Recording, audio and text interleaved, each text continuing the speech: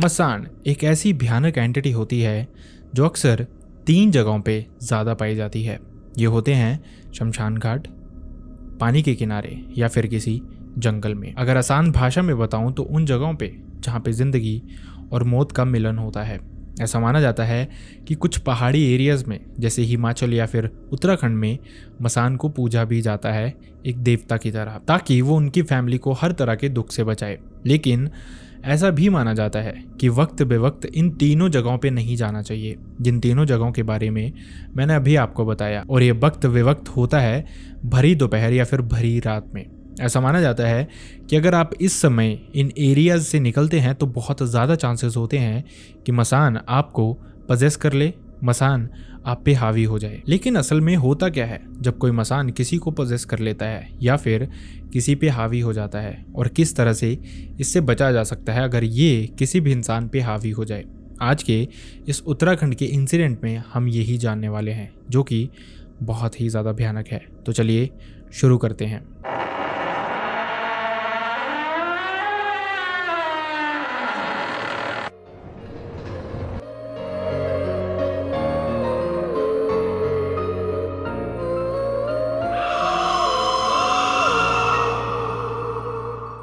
Hi and welcome back everyone. अगर आप यहाँ तक पहुँच गए हैं तो आई होप आप हमारे रेगुलर व्यूअर्स हैं। तो अगर आप रेगुलर व्यूअर्स हैं तो चैनल को सब्सक्राइब कर दो, वीडियो को लाइक कर दो, क्योंकि अगर आप ये करेंगे आपके लिए बिल्कुल फ्री होगा, लेकिन हमारे लिए ये बहुत ही ज़्यादा कीमती है। अब बढ़ते हैं इंसिडेंट की तरफ। तो जैसा मैंने आपको बताया, ये इंसिडेंट है उत्तराखंड का, और ये इंसिडेंट हमारे साथ शेयर किया मधु ने।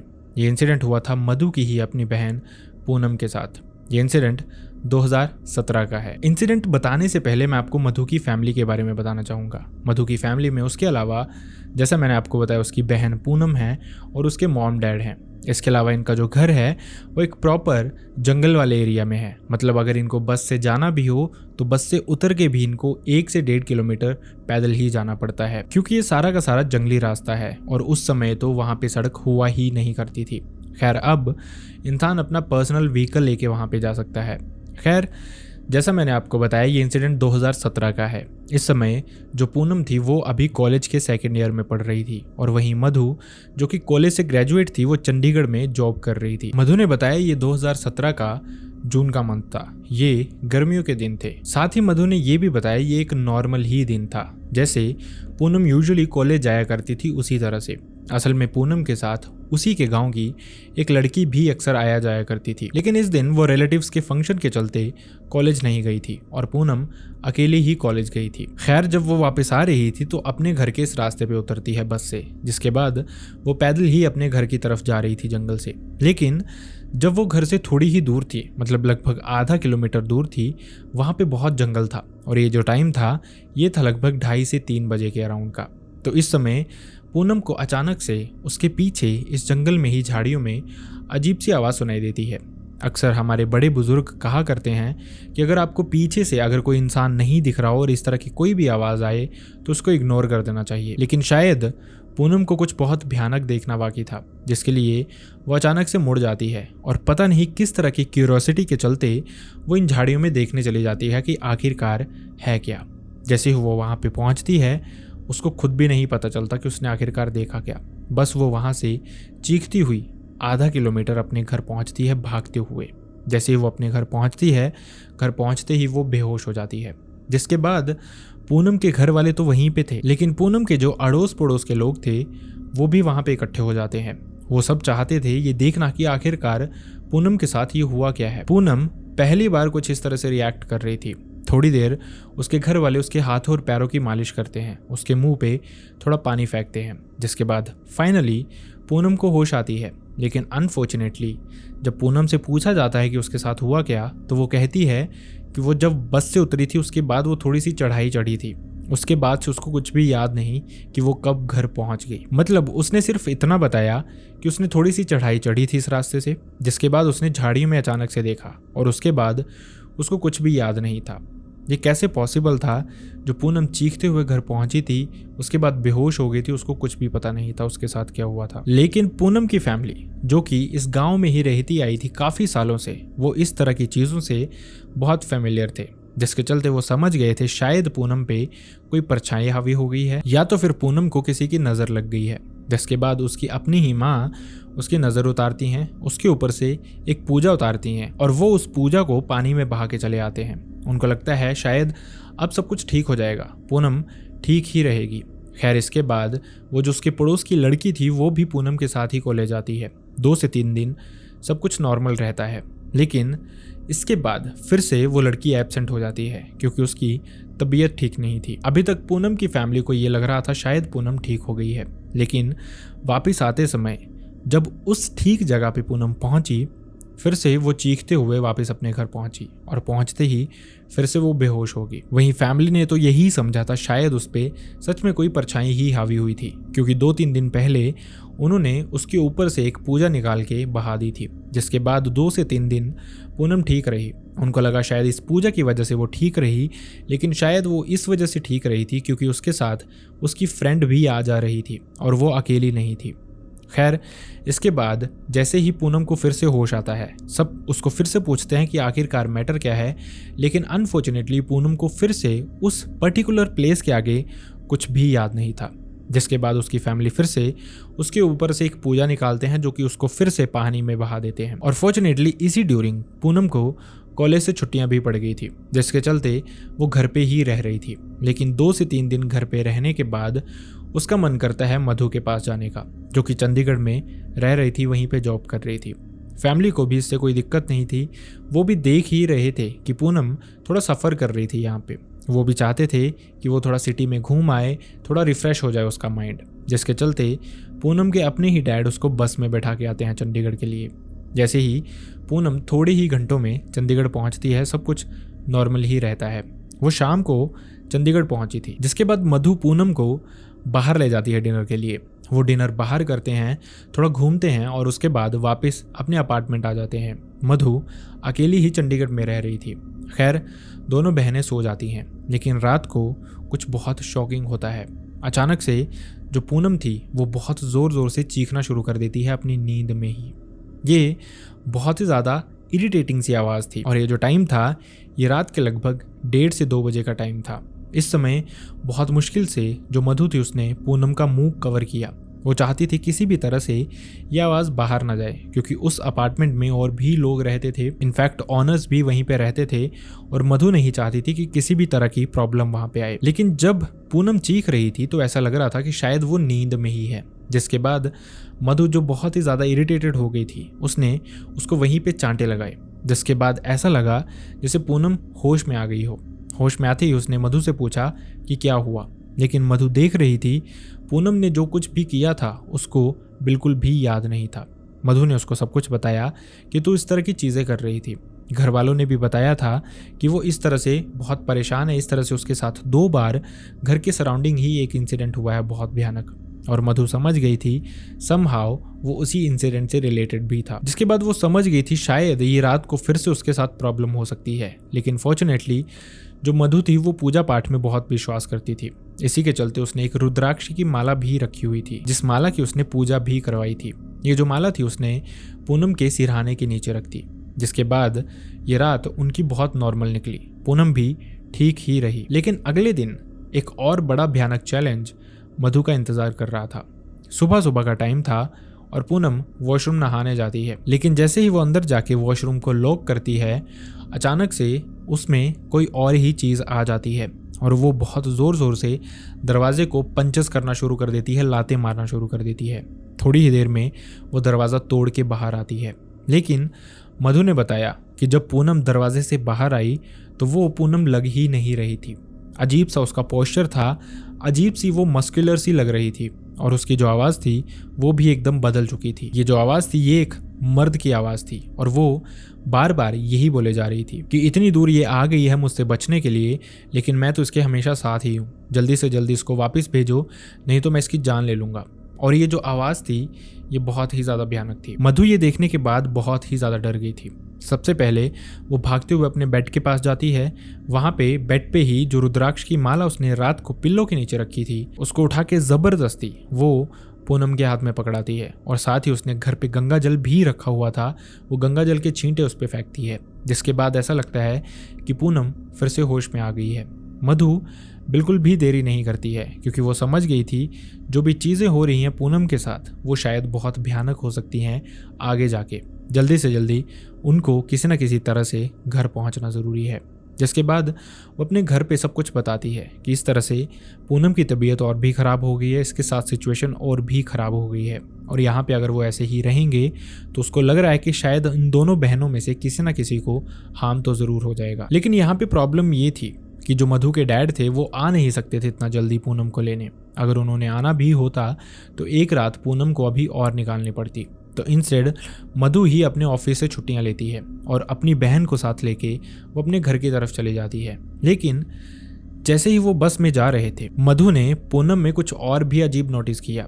उसने देखा कि थोड़ी देर ही हुई थी उनको ट्रैवल करते हुए। मधु और पूनम दोनों शांत बैठे हुए थे, रिलैक्स होके बस में बैठे हुए थे, जहां मधु अपना स्मार्टफोन यूज़ कर रही थी और पूनम नॉर्मल बैठी हुई थी। थोड़ी ही देर में जब मधु ने पूनम की तरफ देखा तो वो थोड़ी सी शॉक्ड थी। उसने सबसे पहले उसके हाथ देखे तो उसकी फिंगर्स कॉन्टिन्यूसली मूव कर रही थी। उसको कुछ अजीब सा लगा। जैसे ही उसने पूनम का चेहरा देखा तो वो ऊपर की तरफ देख रही थी। ऐसा लग रहा था शायद वो सो रही है, लेकिन जैसे ही मधु ने पूनम की आईज देखी वो एकदम वाइट थी। वो समझ गई थी इसके साथ फिर से कुछ ना कुछ ज़रूर हो गया है और मधु ने पूनम को बहुत ज़ोर से हिलाया वहाँ पे। जैसे ही पूनम हिलती है तो वो बहुत क्रीपी सी स्माइल देके मधु को देखती है और उसके बाद अपना फेस विंडो वाली साइड कर लेती है। ये देख के मधु और भी ज़्यादा डर गई थी, जिसके बाद उसने एक बार फिर से उतनी ही ज़ोर से उसी इंटेंसिटी से पूनम को हिलाया। इसके बाद ऐसा लगा जैसे पूनम एकदम से होश में आ गई है और यहाँ पे होश में आते ही पूनम एकदम से पूछना शुरू करती है कि क्या हुआ, मैंने फिर से कुछ किया क्या? लेकिन मधु ने उसको रियलाइज़ नहीं होने दिया क्योंकि वो जानती थी अगर वो कुछ बताएगी तो हो सकता है पूनम पैनिक कर जाए। बहुत मुश्किल से मधु ने पूनम को घर तक पहुंचाया। घर पहुंचते पहुंचते दोनों बहनों को शाम हो गई थी, जिसके बाद उन्हीं के गांव का, इनफैक्ट उन्हीं की फैमिली का एक गुर था, उसको मधु की फैमिली कॉल करती है ये जानने के लिए कि क्या वो आज रात अवेलेबल है या नहीं। जिसके बाद मधु की फैमिली को एक अनफॉर्चुनेट न्यूज़ मिलती है कि ये जो गुर था ये असल में कहीं गया हुआ था और उसने अगले दिन अर्ली मॉर्निंग सुबह 5 बजे अपने घर पहुंच जाना था। मधु की फैमिली सोचती है एक रात ही तो निकालनी है, देखा जाएगा, सब ठीक ही रहेगा। लेकिन जैसे ही रात को सब डिनर करके सोते हैं, जो पूनम थी वो अपने मॉम डैड के साथ ही सो रही थी और मधु अपने कमरे में अलग से सो रही थी। अचानक से पूनम उसी तरह से ज़ोर ज़ोर से चीखना शुरू कर देती है, रोना शुरू कर देती है, बंद आंखों में ही। ये सब कुछ अगले 5 से 7 मिनट चलता है। उसकी फैमिली फिर से उसके हाथ पैरों की मसाज किए जा रही थी, लेकिन किसी को भी समझ नहीं आ रहा था कि इसको रिलैक्स किस तरह से करना है, ये सब कुछ नॉर्मल किस तरह से करना है। जैसे इस सबको 5 से 7 मिनट हो जाते हैं, अचानक से पूनम अपनी आंखें खोलती है और उसका जो रूप था वो उसी तरह का था जिस तरह का मधु ने अपने अपार्टमेंट में देखा था जब वो वॉशरूम से उसका दरवाज़ा तोड़ के बाहर निकली थी। उसी तरह से वो अजीब सी मस्कुलर सी लग रही थी, उसकी आवाज़ भी बदल चुकी थी और आंखें एकदम लाल हो चुकी थी और वो बार बार यही बोले जा रही थी कि इसे मुझसे दूर कहाँ लेके जा रहे हो, इसे मैं अपने साथ लेके जाऊँगा, बहुत जल्दी लेके जाऊँगा, इसने मुझे परेशान किया है, अब ये भी नहीं बचेगी।